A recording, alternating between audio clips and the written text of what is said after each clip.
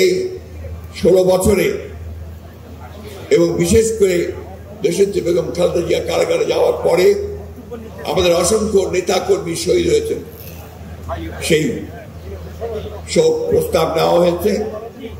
আমাদের অসংখ্য নেতা কর্মীকে গুম করা হয়েছে, আমাদের অসংখ্য নেতা কর্মীকে পঙ্গু করে দেওয়া হয়েছে, 60 লক্ষ মানুষের বিরুদ্ধে মিথ্যা মামলা দেওয়া হয়েছে।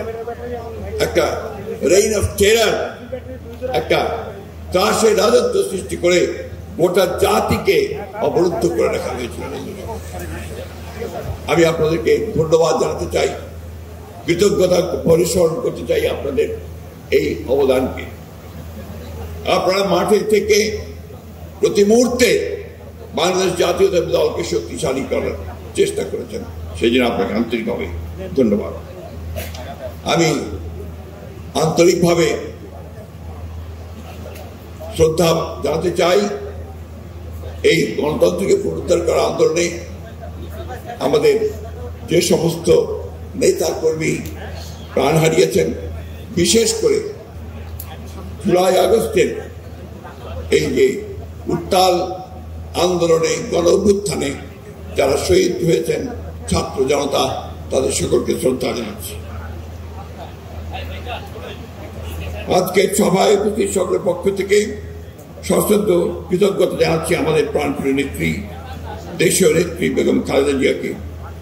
তার অবিসংবাদী নেতৃত্ব বাংলাদেশের গণতান্ত্রিক ইতিহাসে নিঃসন্দেহে একটা নজির হয়ে থাকবে।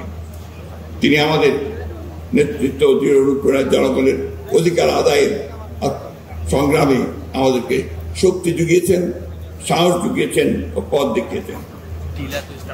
আমি আপনাদের ধন্যবাদ জানাচ্ছি। বিএনপির সকল পর্যায়ের নেতা কর্মী ও সমর্থকদের গণতন্ত্র জনগণের ভোটাধিকার পুনরুদ্ধারে যারা ফ্যাসিস্ট হাতে দুঃশাসনের বিরুদ্ধে লড়াই করেছেন এবং প্রচেষ্টা চালিয়েছেন গণতন্ত্রের প্রতিষ্ঠা।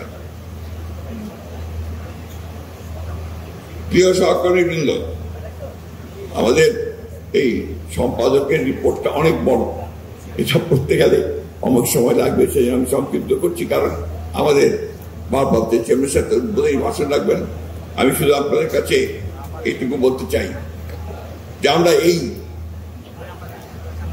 শেষ বর্ধিত সভা হওয়ার পরে আমরা সাংগঠনিক যে কাজগুলো সেগুলো আমাদের ভারপ্রাপ্ত চেয়ারম্যান তারেক সাহেবের নেতৃত্বে আমরা অত্যন্ত দক্ষতার সঙ্গে পালন করেছি। আপনারা বাংলাদেশের অনেকগুলো জেলায় ইতিমধ্যে আপনার কাউন্সিল অনুষ্ঠিত হয়েছে।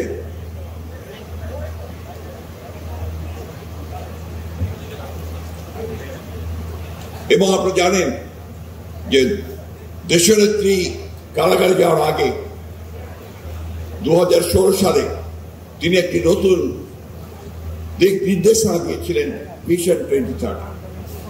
এবং তারপরে 2022 সালে আমাদের এই তরুণ নেতা, যিনি আমাদের সার্বক্ষণিকভাবে নেতৃত্ব দিয়েছেন, ভারপ্রাপ্ত চেয়ারম্যান তারেক রহমান, তিনি 2022 সালে 31 দফা কর্মসূচি দিয়ে আমাদেরকে আন্দোলনের চূড়ান্ত পর্যায়ে নিয়ে গেছেন।